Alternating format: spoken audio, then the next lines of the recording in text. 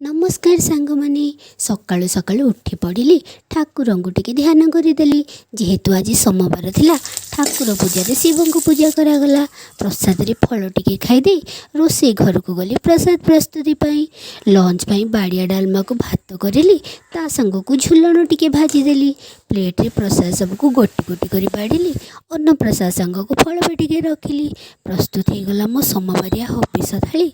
एबे शिव को आगे करवा ओली कहि प्रभु मो उपरे शुभ दृष्टि तुपर पड़ू। मो यूट्यूब परिवार केमिति आहरी आग को बढ़ू। मन खुशी भोग लगेदेली। तापर प्लेट धरी खाइबा को बसी पड़ी। संध्यारे टिके मिक्स वेजिटेबल चिप्स करदेली।